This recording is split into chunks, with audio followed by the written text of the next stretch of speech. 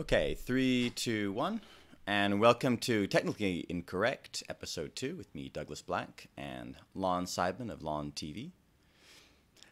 How are you doing, Lon? I am doing well, surviving the holiday season.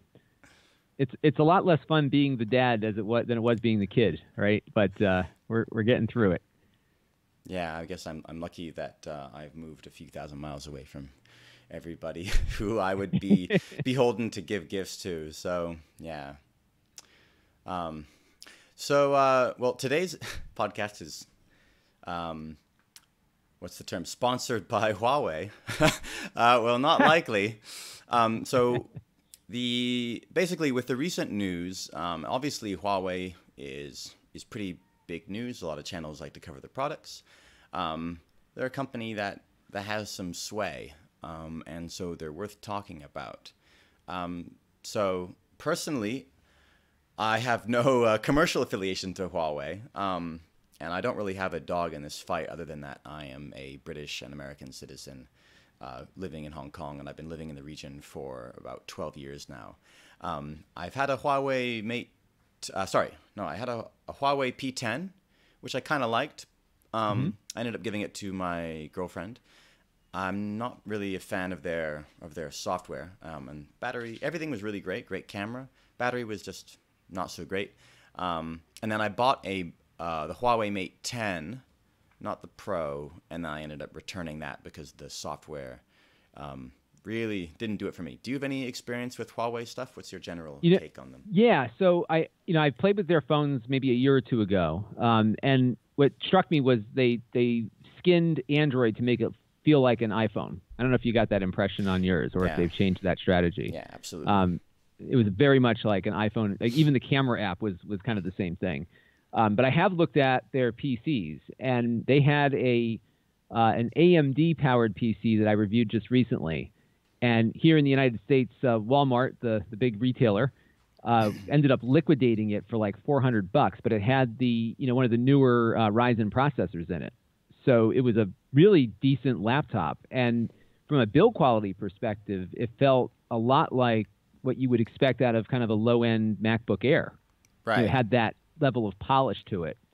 So, no, good stuff, really good stuff. And what's been really concerning and confusing me, both at the same time, is just how hostile the U.S. government is to Huawei without a lot of information as to why. Right. And we can speculate. I think their concern is that Huawei is a chip manufacturer in addition to a computer manufacturer and a phone manufacturer. So I guess on those phones they make the chips, right? They make the Kirin chips. Right. That is true. From my perspective, that doesn't really enter into it too much. It's a bit more broad than that, but we'll definitely get into that today. And so from my perspective, the interesting thing is that for the most part, this information is basically out there in the public domain. It just requires that you kind of know what to look for, and you have the time to really dig into it. And so I've got a bunch of notes typed up. I'm going to refer to them. I've done my best to avoid any errors, but if there's any mistake that comes up, of course I'm happy. Please do let me know in the comments, and I'll do my best to correct any factual inaccuracies should there be any. Huawei does make good stuff. I've always sort of thought of them as the Apple clone, and personally, if I like to buy stuff that doesn't look like, I'm sort of a nonconformist, so I like to buy stuff not to attempt to fit in. So I actually wish that they had their own sort of more unique designs. Like their MateBook X Pro looks like, I really like that laptop, but ultimately it's like, it just looks too much like it's trying to be Apple. But from a design perspective, I don't think they need to be. I mean, they should have the design prowess. And in fact, they've got an R&D budget that's 10% higher than Apple's. They can do better than that. But, they're working on AI. And I was not aware of that. Wow. So, They did have the camera pop up out of the keyboard, right? That's kind of unique. Yeah, I mean, even though it was kind of, it's sort of the trend, but it's like there's not Yeah. really any benefit to doing it at all, except I think the supposed sort of the implication is like where you can trust us, right? Right.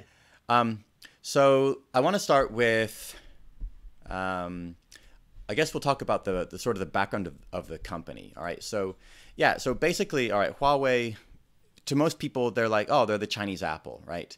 And as I was sort of, well, as you said, it's like the average American consumer is going to probably associate Huawei as one that makes nice phones, but for some sort of vague, unspecified reasons, they're not trustworthy and we shouldn't be using them. And the Canadian citizen will probably recognize Huawei as the company whose chief financial officer, CFO, was recently arrested and is on charges of bank fraud, and is attempted to be extradited. Okay, and then of course there are 3 Canadian citizens who have been detained by China in sort of a tit-for-tat response. So on that level, it looks a bit sort of like immature spat. But I want to get into things and kind of explore the overall context, and give my own analysis just based on what I've known and experienced and seen and researched over the years. I'm also going to be publishing the article in full, and I'm sort of going to be sort of speaking from my notes of that article, but because it's a lot more than we can just cover in an hour. So, wow. The background of the company. All right, basically, so Huawei was founded in 1987 by an ex-PLA soldier. He was in, I think, the engineering corps, called Ren Zhongfei. So the government dissolved the engineering corps in 1983. He went and worked at a telecommunications company in Shenzhen for a few years, and basically this is all according to Huawei, according to their page. Basically, after that, he said, "Okay, this is enough. I'm gonna go start my own company." So he took around 21,000 renminbi, which with today's inflation was about $6,800 at the time, and he founded Huawei. And a year later, he became CEO, and the rest sort of speaks for itself. So today, Huawei is the most valuable telecommunications company worldwide. They have an estimated value of $38 billion as of 2017.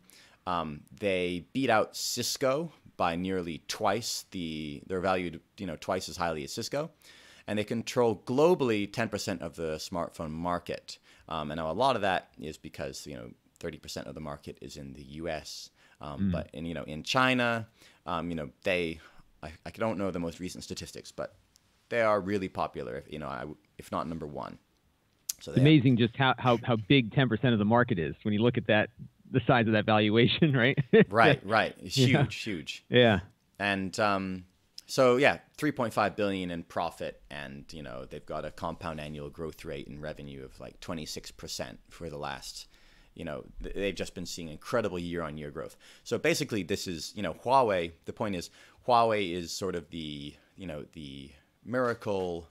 It's the Chinese miracle company, and so something that.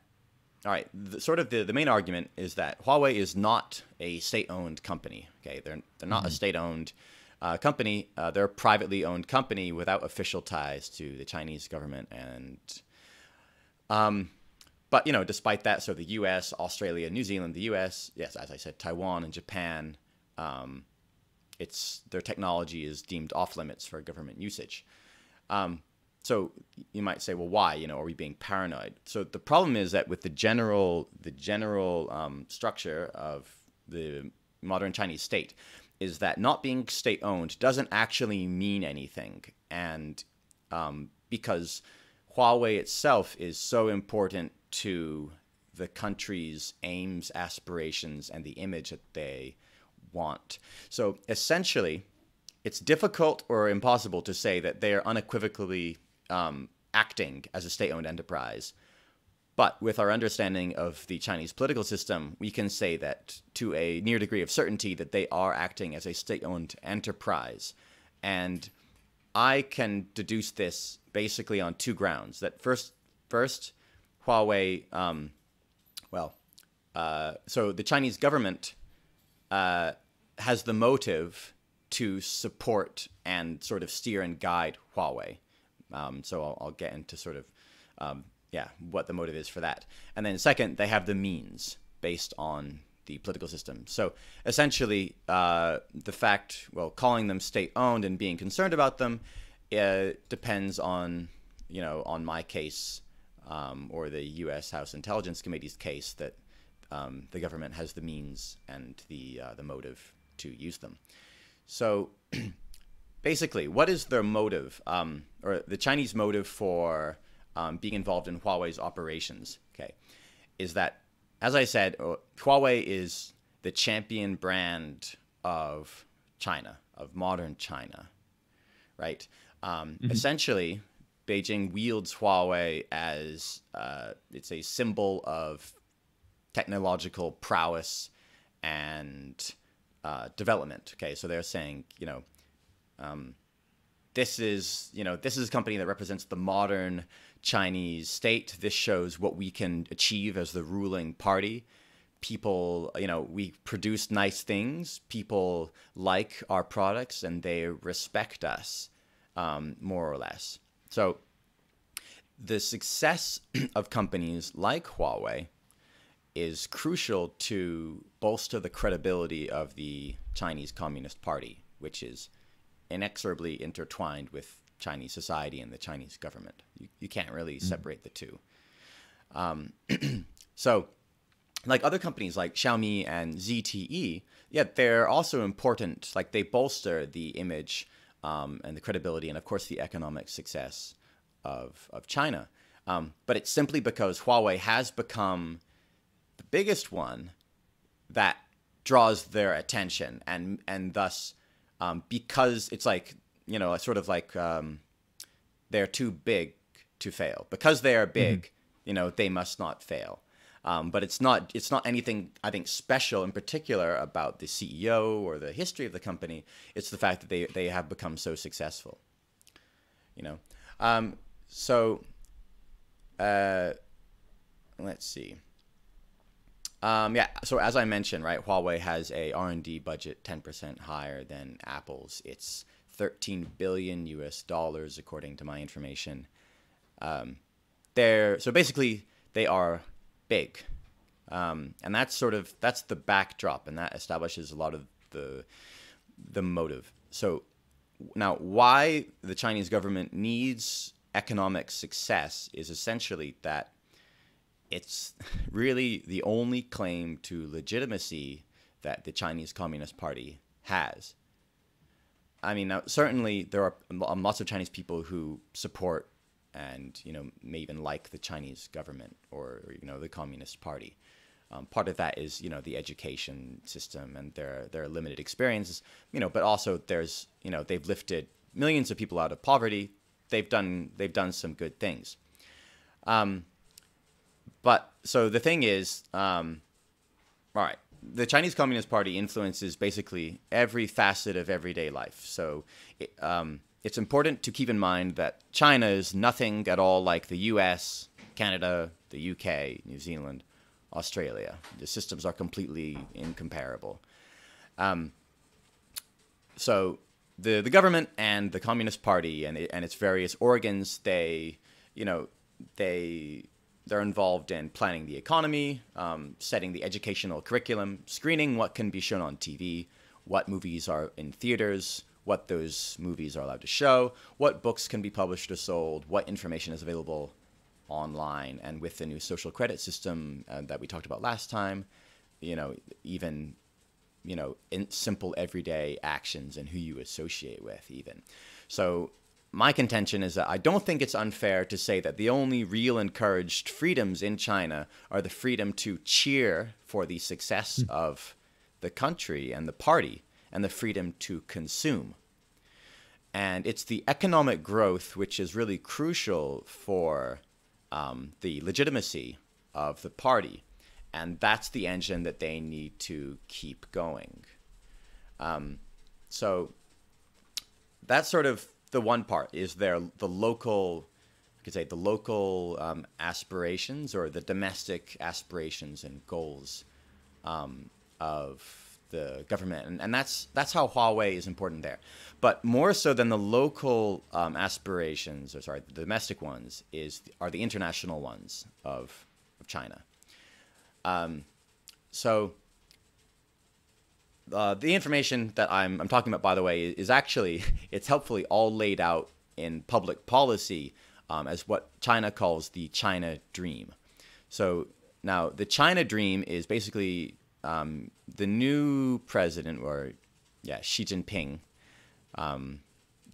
basically ultimate leader, enshrined in the party, and basically is sort of president for life now, or leader for life now, if you've heard. The One China Dream, or the Asian Dream policy, is essentially China wants to reshape the current status quo into one that is friendly for China, which is understandable from the aspect that they're like a burgeoning, they want to be a superpower. So basically, as I said, they want to be loved, respected, and they want space to grow, and they want resources, and they don't want to be contained by the U.S. or any other power. So the China Dream is this sort of initiative, including like the Belt and Road Initiative. It's basically a multifaceted plan to gain geopolitical influence, respect, and be dependent upon economically, which they've done a very good job of actually doing. And this has been driven since Xi Jinping came to power in 2012, and then was later called like the core of the party. And this is something that's pretty critical to note, being the core of the party and having something called Xi Jinping thought as a new official doctrine, because there were only two other people, I believe, that had that happen to them, which were Mao Zedong and Deng Xiaoping. Obviously, Mao Zedong has a bit of a worse reputation than Deng Xiaoping. Right. But when you've got the three of them, then that should give you a sort of historical perspective on the stature, power, like positional power and aspirations that Xi Jinping and just in general the Communist Party has. So sort of what... Sorry, let me get a quick drink. So the backdrop for all this Huawei stuff, what matters for the perspective of the observer, and what the facts are the facts, but sort of the analysis hinges on what you think the impact of China, the China Dream versus what you might call the American Dream, or whatever the status quo is now, or what it was 5 years ago. And so this is where people who don't live in the region, or they don't follow things carefully, are tempted to say China and the US, they're equal, right? They're both shades of gray. So it's an important thing to recognize that they're not shades of gray. You can call the US certainly is shades of gray, but I would call that the general Chinese system is shades of black, if not obsidian black. And obviously I've got sources for the actual article I'll publish later. But, right. Essentially they rule with authoritarian control, a Kafka system. The Uyghur re-education camps in Xinjiang are just one thing that are so big that international media are able to capture it. But there's a whole lot more going on. But essentially, it's not a pluralistic democracy. It's not founded on principles of free speech and thought. And as I said, you have the freedom to cheer for the party and the freedom to consume. But right. There's no transparency. Dissent. Exactly. Yeah. No dissent. And it works fine. I'm sorry. I just want to quickly, as someone who's lived there, it works fine if you're willing to just sort of take money and shut up.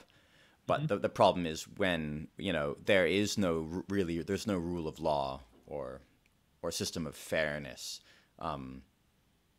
Sort of the underpinnings, the legal underpinnings, the judicial system, and all that. It also makes you wonder what happens when the money runs out, or if it ever does. Well, that's what happens their at that concern, point, right? Right. So rightly, you know, they're concerned that they need to, in order to justify the heavy-handed kind of tactics and all the opaque, you know, all this opaque stuff and dogma and whatnot. Basically, the economy has to grow, okay? And the success of companies like Huawei globally is absolutely critical as a method to achieve their China dream. So it's not the success of Huawei is not the goal, right? It's the means to an end, through which Xi Jinping and the Communist Party want to assert China globally. And so essentially they're playing a zero-sum game where they are getting influence, and, well, they've got the money to basically buy people off and do deals and whatnot. And they are winning the zero-sum game, and they have been for quite a few years, thanks in large part to, you know, politicians, lobbyists in the U.S. There's a significant China lobby. There's also, I forget what it's called. I think there's like the United Workers Front is there are a lot of sort of overseas organs of the party that are active in the U.S. and organizing sort of grassroots kind of subversion. You know, companies as like Google and Apple who are willing to go along with it, and of course consumers like you and me who like to buy stuff. And I think of all the people, we should really blame consumers the least. Like if you want to buy a Huawei phone and it's available, I can't fault you for you know, doing research and determining it's the best option for you, right? Right. And if you get the $400 laptop at Walmart, go for it, right? Yeah. So to move on a bit to the actual arrest and what's happened. Okay.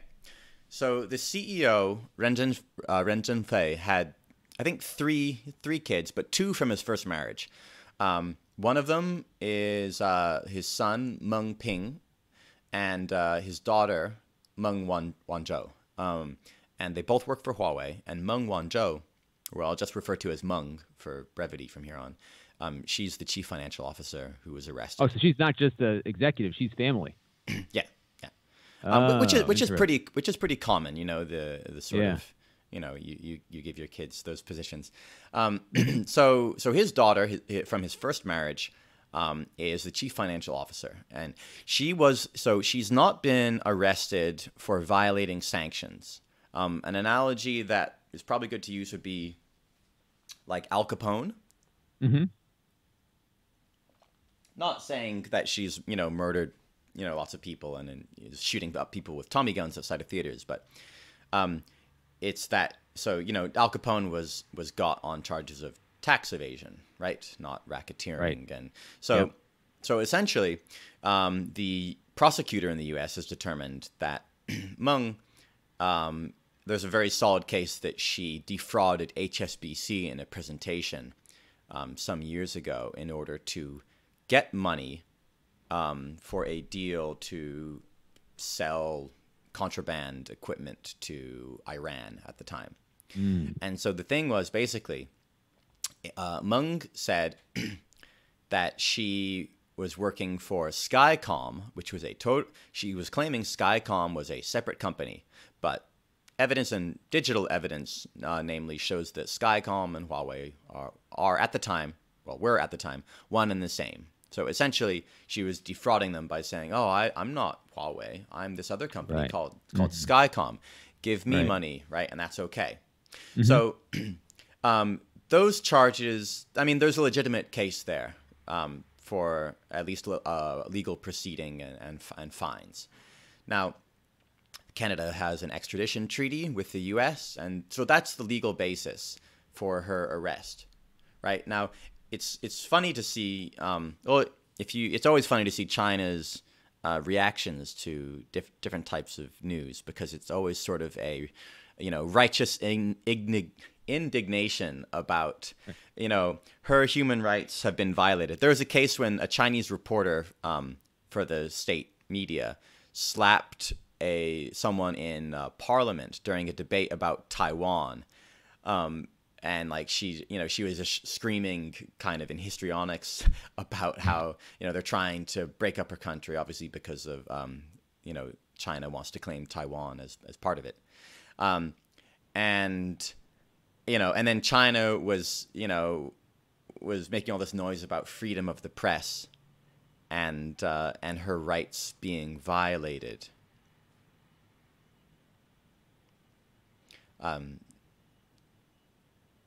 Sorry, you catch that? Sorry, my 5-year-old walked in. Hey, no worries. She's not sleeping yet.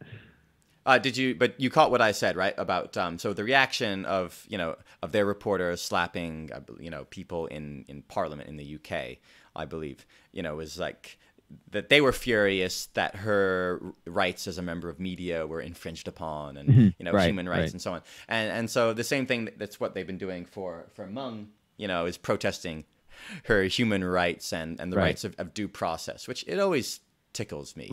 Which they don't have at home, but yeah, right.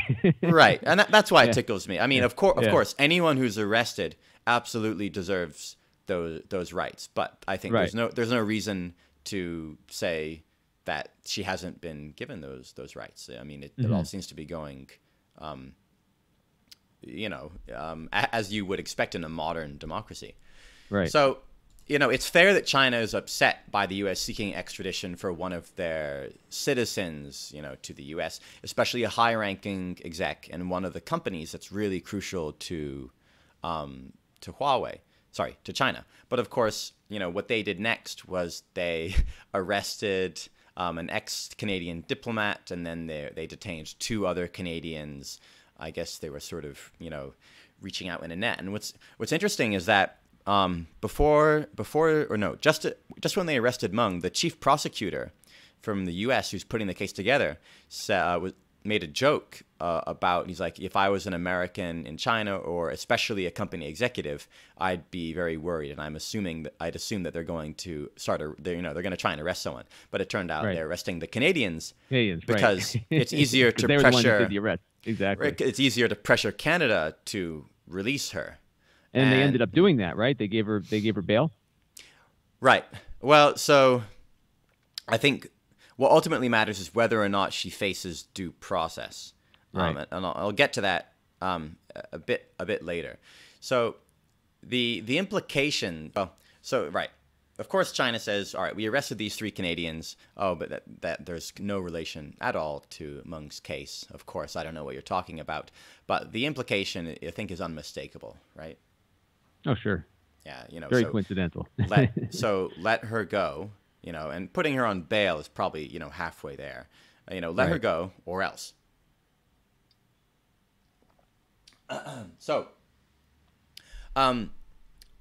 My analysis, I suppose here, okay, is that the full due process for her, and basically seeing this legal challenge to the end is probably it's probably the right thing to do, and it's pretty important for sort of global reasons. And there's a few aspects of that. I'm going to try not to get into it too much. All right. So the first one, my main contention is that China has been cultivating, whether it's been intentionally or accidentally through inaction by other countries, they've been cultivating an air of sort of impunity.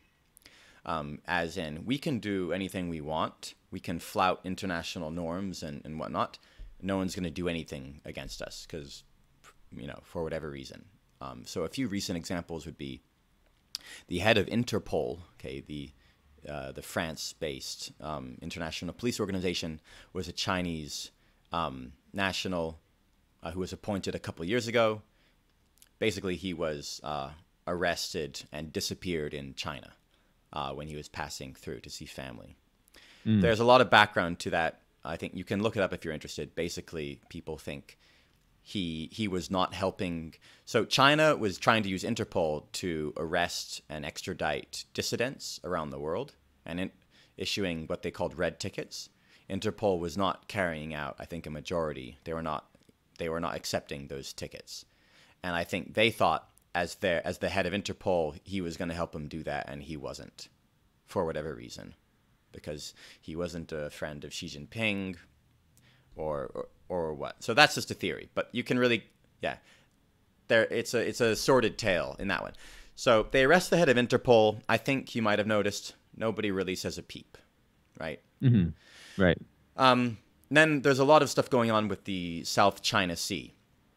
Okay, so obviously South China Sea is, like, in terms of territory and resources, it's really crucial for, well, it's crucial for sort of for China to assert themselves in the region, and they've been successfully doing so through, sort of strong-arm tactics and bribes, sort of economic warfare. So, for example, giving countries debt and then for infrastructure and then overbilling them for the infrastructure projects. Like the Maldives, they've just reported their new president has just come to office and found that their treasury has been looted by Chinese contractors doing these white elephant infrastructure projects at 10, 100 times the real price.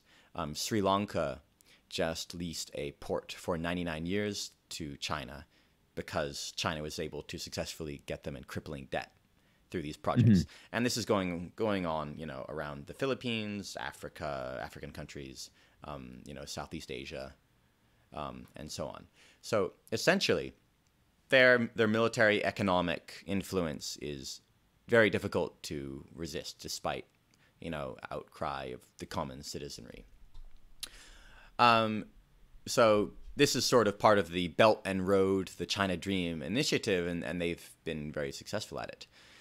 So my view is that the arrest of Meng and her sort of processing, like giving her actual due process and not a slap on the wrist or, letting her escape on bail or something, is really necessary to send. It's probably the best method to send the message that that the sort of the China Dream and the expansion that's been going on in influence is not going to go totally unopposed, because it more or less has been.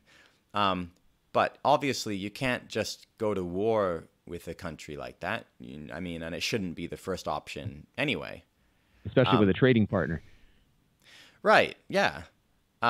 So the best option is to sort of legally assert and sort of back it up, because you've got them. Basically, it gives them public egg on their face. And of course, mm-hmm. China as a country and as a culture is very much about face, about looking good. And that's probably the best thing that we could use against them, is probably face. Because again, China wants to be respected.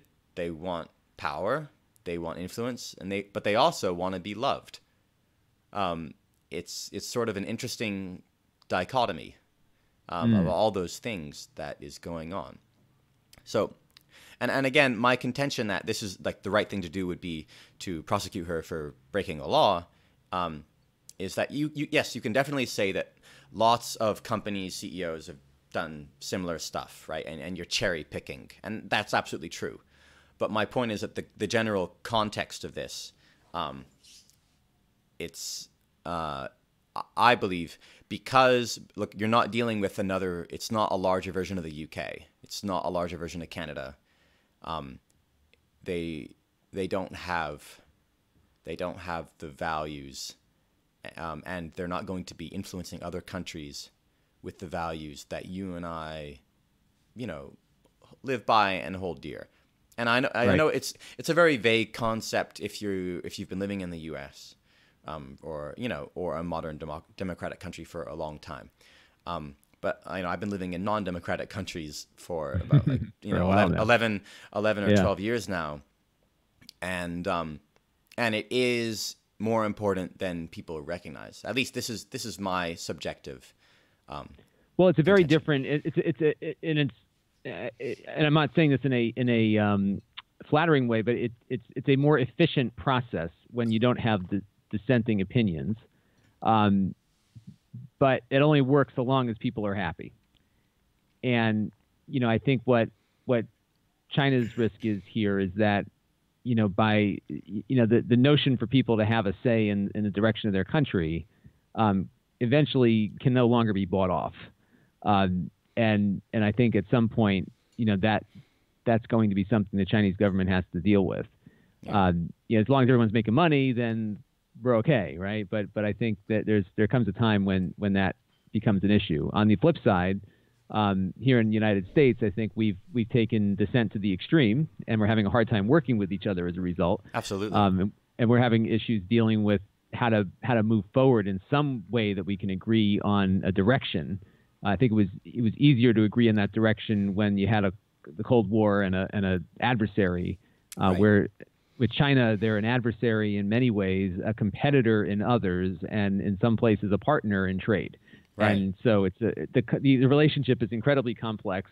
Our countries are both so big that war would be completely devastating to both. Not even a nuclear war, just any kind of conflict that would disrupt the trading flow would be a real disaster. And I think what's happening too with the U.S. is that it may not be anything at the moment that is a risk for national security, but I think they see the potential of it, especially related to 5G equipment.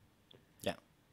That if you have the Chinese-sponsored company putting these 5G cell towers up all over the place, there could be the potential for a backdoor being installed on them. Every street for 5G, right? 5G exactly. requires way more than 4G.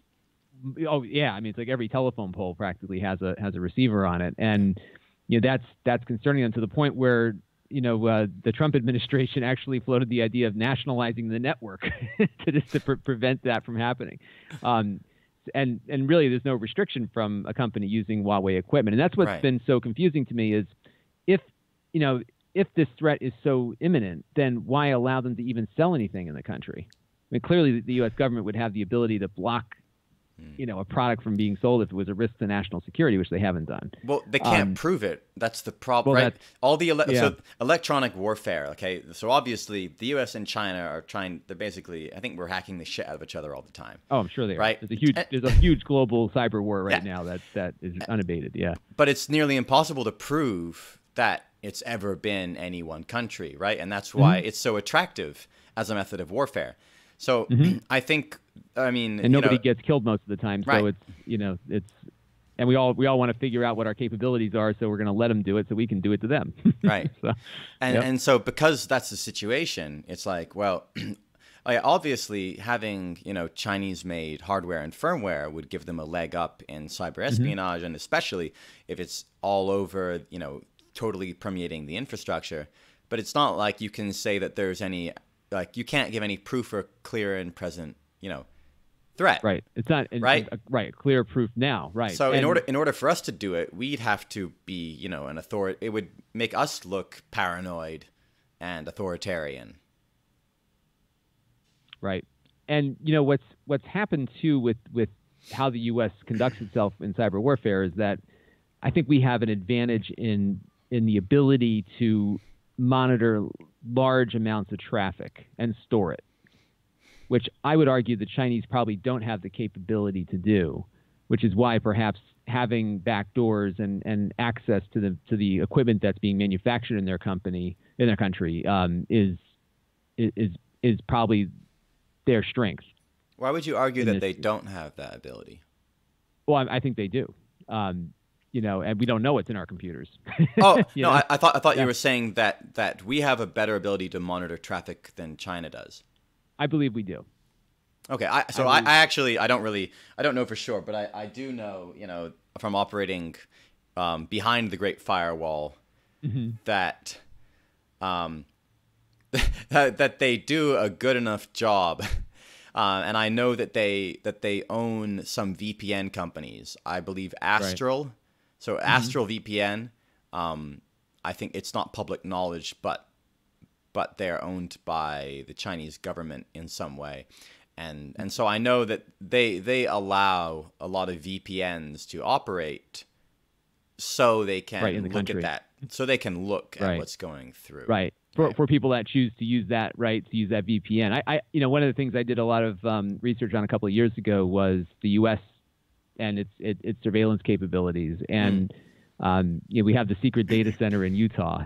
And when I first read about it, I'm thinking like this is tinfoil hat stuff. But what's been intriguing is that the the government has created here a kind of an exception to what you would normally consider acceptable under the Fourth Amendment, which is that the government has basically said that the capture of your personal communications is acceptable so long as nobody looks at it.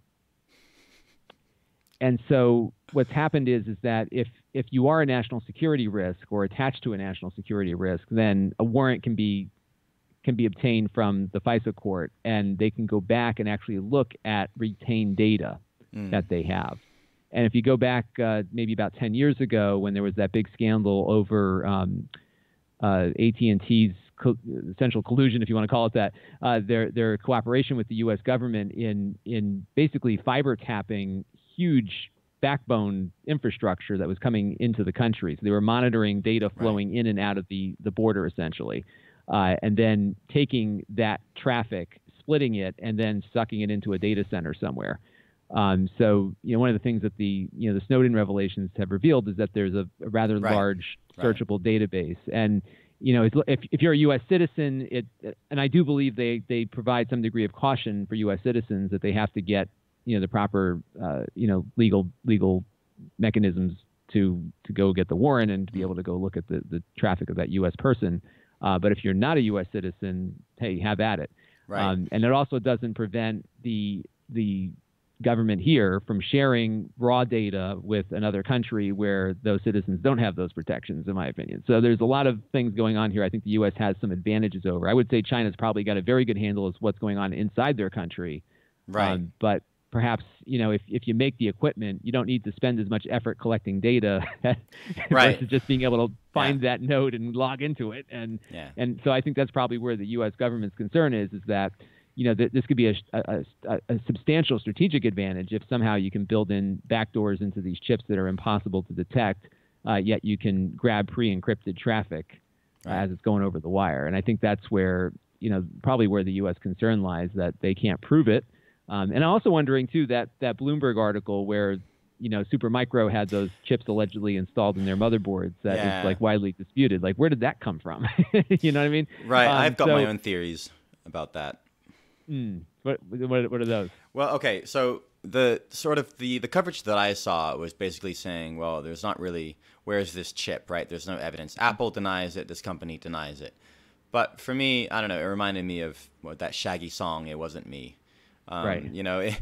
Okay. As I've kind of outlined today, they have the motive, and they have the means. Okay. It's important that people understand that they have complete control of anything that goes on within their borders, any businesses, any factories that want to operate. There are back doors. There's information that needs to be given. Full access needs to be given. I don't see it as far-fetched at all that they could say, okay, whatever this intermediary or factory running is, you have to add this little thing onto your boards and keep your mouth shut, right? Or your country, you're going to disappear, or your family is, or we'll just kick you out of the country because you right. Or we don't even need to say it because we know what the deal is, right? And, right. And this is the standard procedure domestically. So it wouldn't be a stretch to assume that they could do the same internationally and. Well, anything that's being manufactured there, I would I would say that if it's a Chinese company, absolutely. Even if it's a foreign company that is running there, I mean, the foreign people would probably not be privy to that information, but there's going to be Chinese managers, people involved. For me, I think it's very plausible. And I would almost say, even if that story itself turned out to not be correct as it was, something nearly identical is almost a guarantee. But that's just my, just my take on it. Right. And what would you say for like an Apple or an HP or any of these other major manufacturers who are having things manufactured, by Foxconn's factories? Now, Foxconn, if I'm not mistaken, is a Taiwanese company, right? Yeah, they're Taiwanese. But it's quite intriguing to me, given the tension there, that you can have these huge Taiwanese companies operating on Chinese soil, no problem, right? Well, China would like that, right? Right. I guess because it creates more of a connection, right? But is it conceivable or possible that perhaps China has intelligence and other mechanisms for installing rogue things onto these computers? I mean, the chips are it being would be made tough, elsewhere, and they're right? right. It'd be tough to do, but it wouldn't be surprising. I mean, right. It's look, there are lots of Chinese spies in Taiwan, and there are probably lots of Taiwanese spies in China. I'm sure that it goes into the large companies. I mean, Foxconn is sort of, they don't have a stellar reputation thanks to their operations in China. Right. But they are one of the, the big success stories of Taiwan, who is being, politically and economically isolated by China more and more. Right. So, it's sort of a given. And I couldn't say anything unequivocally because, I'd just be kind of talking out of my ass. I also don't want to be discounted, as tinfoil hat guy or China hater. And there's a big sort of lobby of people who, it's quite frustrating, of people who don't understand. They never look into anything beyond the headline, and their knee-jerk reaction is the U.S. did this, the U.K. did this, and so on. And the thing is, all right, I would have no problem at all with China taking large swaths of influence and so on, and taking, environment like resources in the South China Sea and taking land. I actually wouldn't care if they were a transparent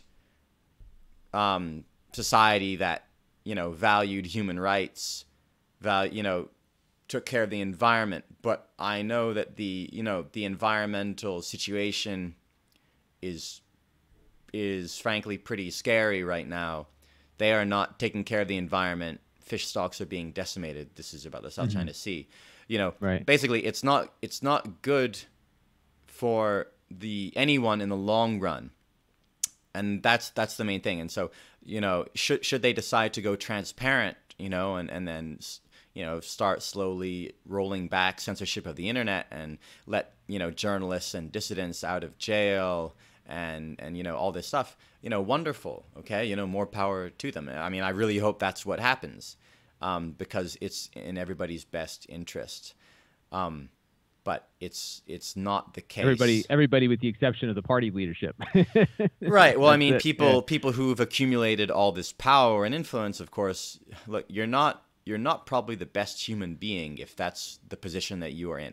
The interesting thing that I find about Xi Jinping is that he and his family were purged multiple times during the Cultural Revolution in China. And so they had wealth.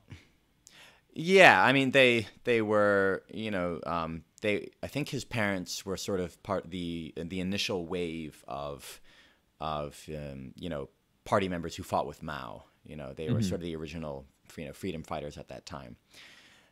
And as Jordan Peterson would say, it's like the fist that smashed his family and his community and his country and himself to a degree. He was sent to a forced labor camp for about 6 years, I think. Really? Wow. He is unrepentantly wielding that same fist and continues to do the same.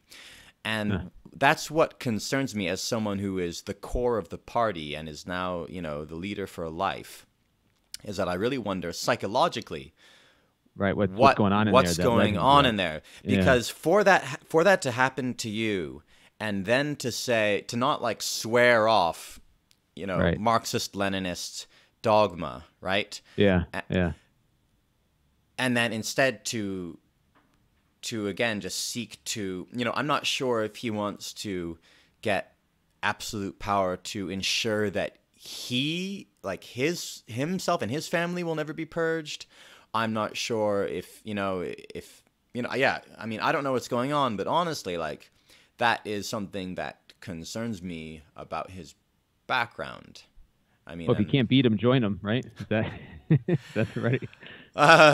Yeah. I mean, you just wonder about what kind of mindset, what kind of person, would suffer like that and see people suffering like that, and then just be like,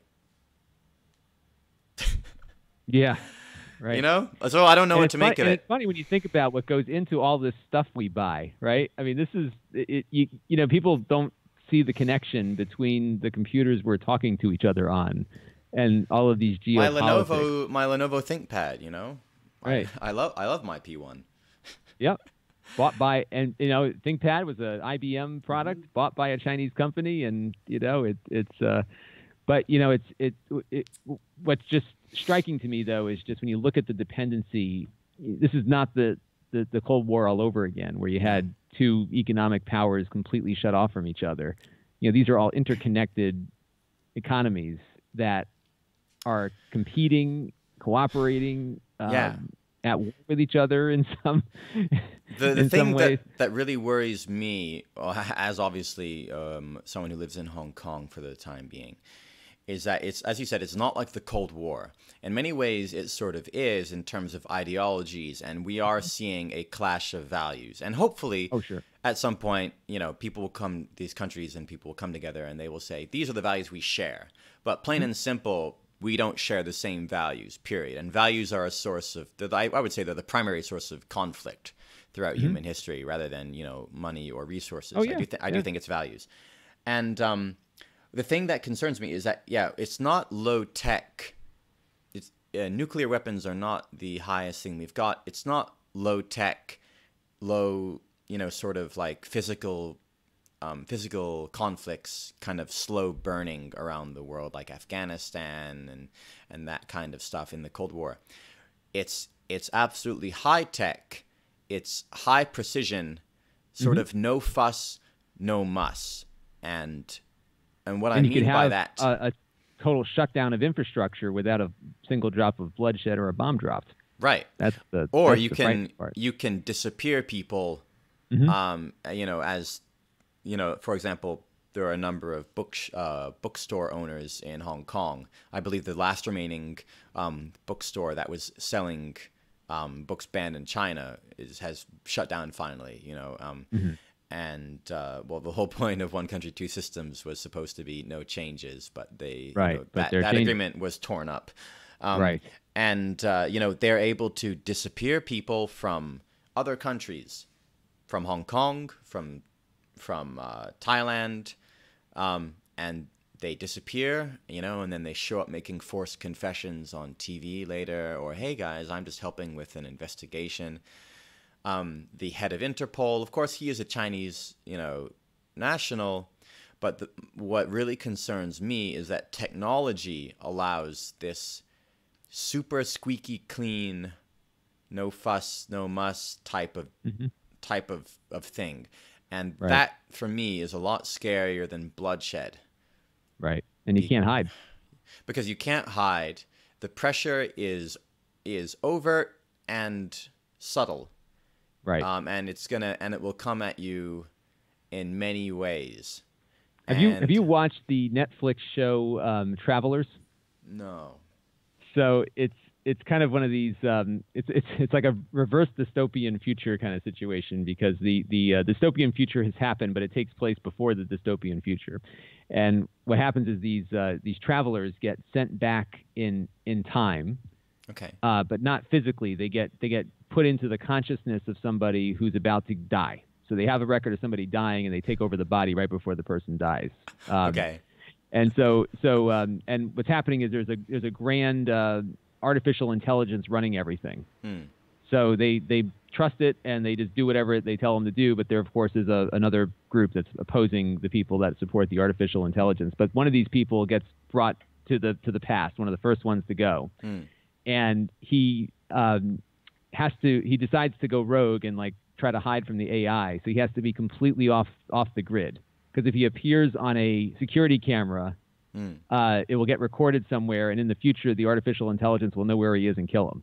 Okay. So this guy has to like avoid every kind of electronics and every phone, and it just, you know, it's just kind of funny when you think about it. It's like, you know what? If some artificial intelligence from the future wants to kill me, or maybe some government, it's no challenge. They know where I am, right? Right. Yeah. Exactly. You know, the second I'm going to check my my notification. Well, you're done. And you know, and you joke about this, but from an intelligence perspective, I mean, look at the Osama bin Laden thing. They found him through similar means, right? So Yeah, it's a guy knew a guy who knew a guy, and then these things are giving us up. And so when you look at there was a lot of concern obviously over the U.S. snooping on people, but the reality is any government can. Yeah.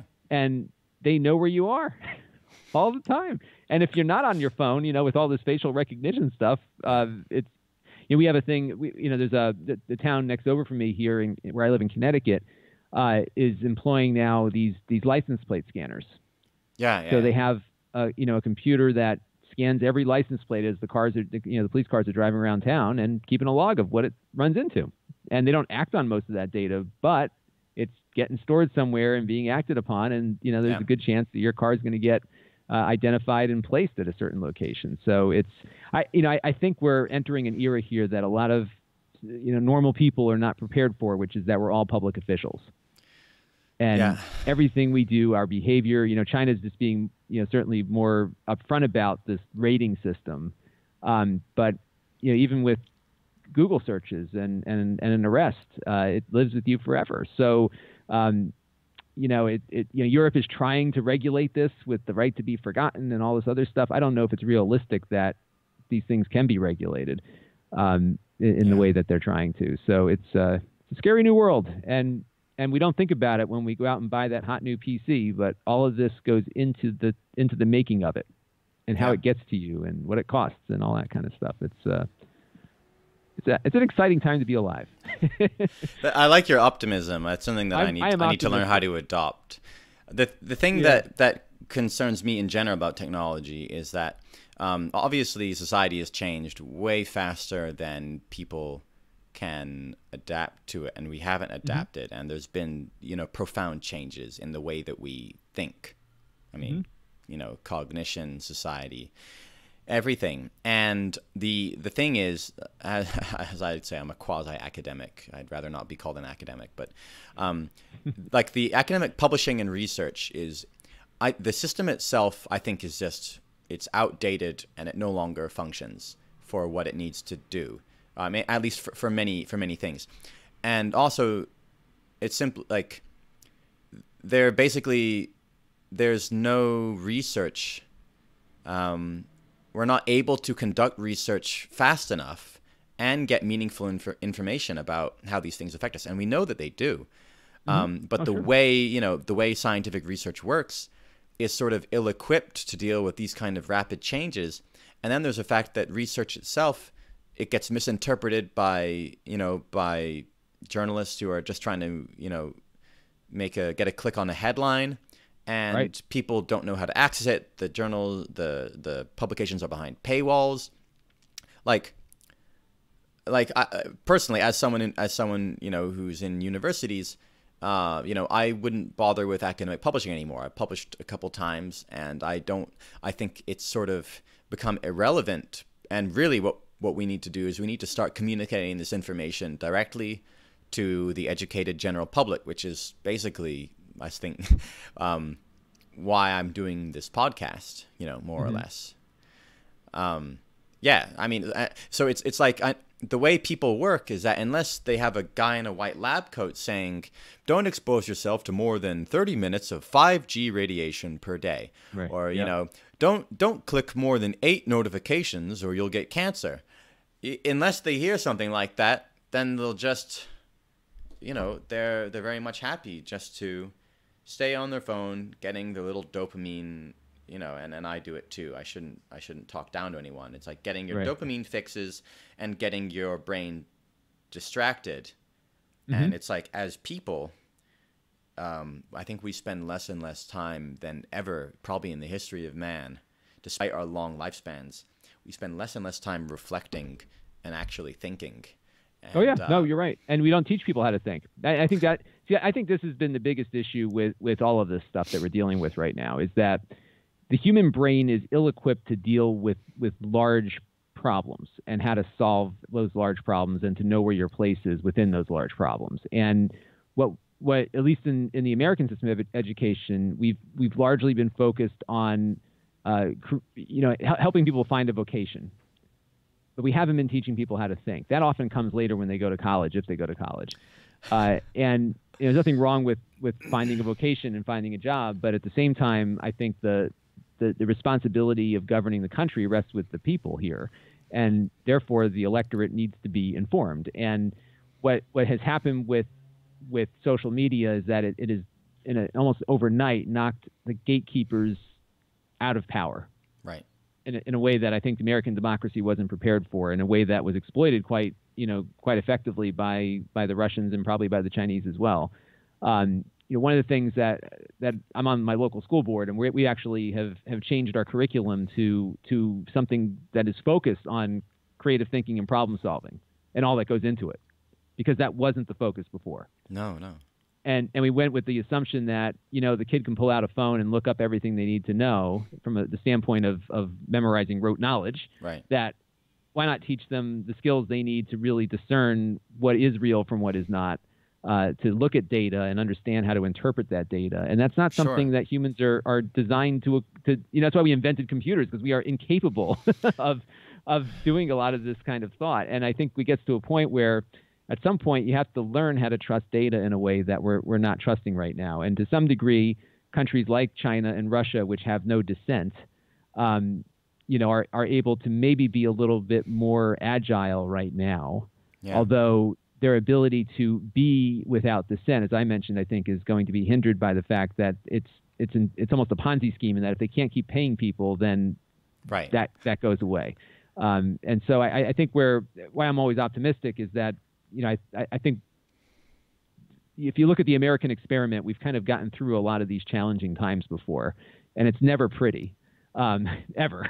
But you look at the civil rights movement, you look at the World War II in particular, you look at the Cold War, the space race. We tend to do our best when we are in a total moment of crisis, and I think that's ultimately where it'll end up. And I think the diversity of the country really is a strength that sometimes is not recognized, certainly by the current administration. But we'll get back on our feet and be out there. And I think to some degree, if you look at the world economy, it has evolved out of I think I'm not say altruistic, but certainly a notion that expanded trade and cooperation and competition can actually help draw people out of poverty. And I think that's, we're still headed in that direction. It's just a matter of how we interact here. And what makes me nervous is that a lot of folks have been very easily persuaded on both sides of the political aisle. They've been persuaded to adopt a lot of these things that have come from other places. And we have to figure out how to adjust to that. And it may take a generation. When you say things from other places, what do you mean? So, well, I'll give you a great example. When the Russian trolls were doing their thing, they were not only inciting the right, they were also inciting the left. Right. For every right-wing thing that was posted, they were also posting left-wing things to get people fired up and sharing things back and forth. Right. How that impacted the election is still to be determined. I think it didn't necessarily. I think it didn't necessarily change anyone's particular opinions. It enhanced them and strengthened them, and it happened, I think, by accident to actually have taken effect in a region where a few votes could tilt the electoral college. Yeah. Because if you look at the country as a whole and where it's going politically, we're not moving in the direction that I think Trump is trying to take us in. And it doesn't mean he's not without his support, and he's not without people that agree with him. There's quite a few that do. But I think I think things swung a little too far this time, and that was played out in the last election, and I think will continue as we move forward here. But I'm afraid that the same thing may happen again. It's just I don't see that Americans have learned their lesson by and large. Oh, not yet. There's still the extremes, and again they are thankfully it's just like a single-digit percentage, but God, are they loud? That's all you need.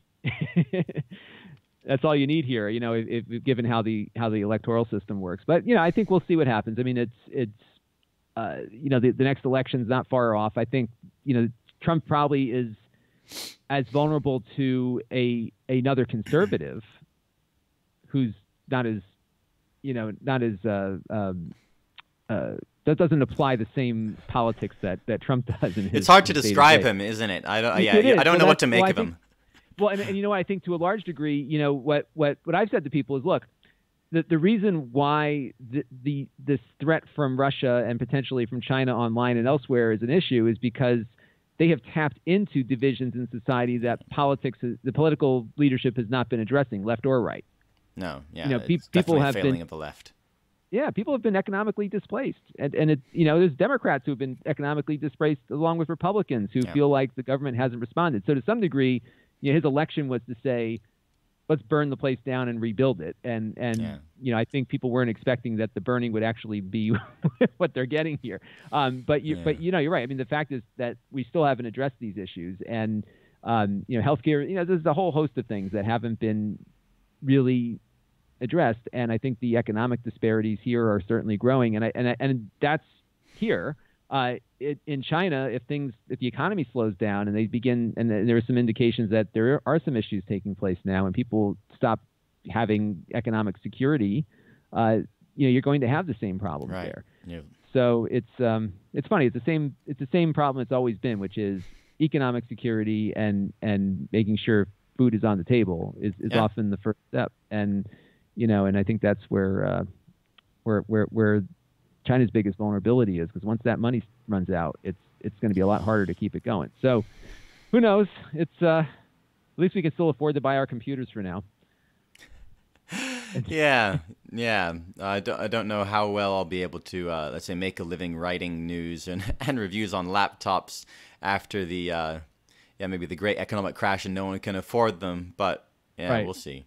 Well, it happened 10 years ago, and we had to get by for a year or two with the. Maybe I can earn a living writing insightful comments online for the Chinese and Russian governments. I can become a paid troll. Yeah, well, unfortunately, they have your Skype conversation with you criticizing the Chinese government to me, so I think that's the end of that opportunity for you. Oh, yeah, or maybe. Well, anyway, if I end up on Chinese state broadcasting, blinking a lot and apologizing for my wrongful, hurtful language, yeah. Yeah. Yeah, it's probably not legit. Good news for you, being a dual citizen, you at least have two consulates that might come out looking for you. Maybe. I'm a small fish, Lon. Yeah. Yeah. Well, anyway, let's end on an optimistic note then. Yes, let's be more optimistic. We're gonna fix all these problems. Things will shake out, guys. They will. It always does. The sun will rise again. Yeah. All right. Well, anything else you wanted to cover before we go here? No, I think this is a weighty topic, and it's all about Huawei. It's all about Huawei. And again, thank you, Huawei, for sponsoring today's podcast. Again, the Huawei Mate 20 Pro and Mate 20 out now. I'll tell you what, I can't walk into another Walmart and see a Huawei kidding. and not think about all this stuff we just talked about. Every time I see stuff like all the channels are, they're sponsored by Huawei and OnePlus. And again, it's not like the companies themselves. A lot of companies are doing, shifty stuff. It's just, what they represent, and when you're accepting money, let me get on my high horse here. Mm-hmm. When you're accepting money from these companies, you're propagating the values. We live in a very interconnected world, and I'm really trying to start voting with my wallet. But a lot of people are not lucky enough, I think, to be able to do that, to vote, where they go on vacation and what things they buy, and in terms of clothing as well. Right. So, yeah. Anyway, all right. Great. Thank you for your chat, Lon. Good to chat with you. Thank you for having me. Of course. So hopefully I'll see you in a couple weeks about something else. Yeah, have a great New Year. Oh yeah, Merry Christmas to all dozen or hundreds, maybe thousands of our listeners, and Happy New Year. And they do good same fireworks well. there in Hong Kong. They do. I'm actually going to be playing at the IFC is the International Finance Center. It's a really big building in central Hong Kong Island, and I'm going to be DJing on a terrace with a beautiful view of the harbor, and we'll get to see front row seats to those fireworks. So actually, that's something I'm really looking forward to. No snow here. I haven't seen snow in about 11 years, but Well, come to Connecticut. You can see it, and then you'll decide you don't want to see it again for a while. I'll take that as a serious as a serious invitation, and I will alarm you with the notification that I purchased my tickets soon enough. Good. Well, I got a spare bedroom. You're welcome to stay. All right. Take care, Lon. We'll talk soon. All right. Bye.